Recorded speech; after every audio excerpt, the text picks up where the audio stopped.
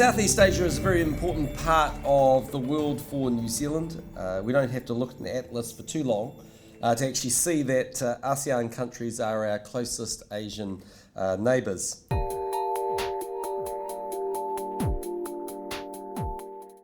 I don't think many New Zealanders appreciate quite how big and how dynamic the region is. Before I went to Indonesia last year, I made the point several times that it was the fourth most populous country in the world, and a number of people asked me whether that was really true. Of course it is true, and it's also just one of the 10 countries in ASEAN.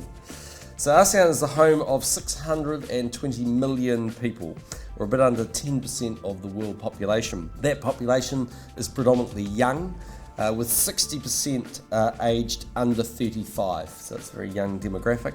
It's becoming increasingly urbanised, and discretionary incomes are rising and rising rapidly. Average GDP growth across the region is expected to contribute between 5 and 6% a year. Our trade with ASEAN is also extremely significant. New Zealand now exports more to ASEAN than it does to the United States, and $1 in 10 of our export earnings comes from Southeast Asia alone. So it's very significant. And total imports from ASEAN are just a whisker lower than those from China, our leading source of imports.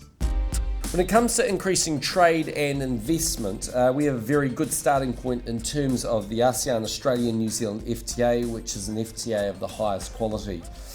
But an FTA is simply that. It's the first step in terms of the relationship. The important thing now is for businesses in both Southeast Asia and New Zealand to take advantage of that agreement. We will work with businesses to help them do that, of course, because trade benefits everybody.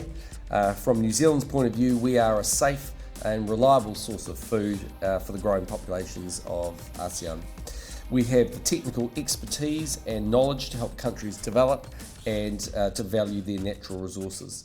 So these strengths of ours are also the areas of ASEAN need or appetite. That means we can be partners in a whole range of areas together. But we need to be bold in our ambitions and practical about addressing any issues that might arise along the way. That will go a long way to realising the huge potential of this relationship. So I commend the strategy. I want to thank everyone for being involved in it.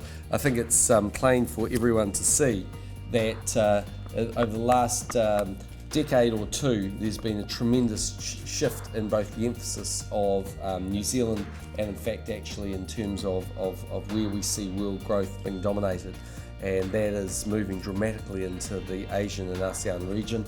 New Zealand benefits enormously from that.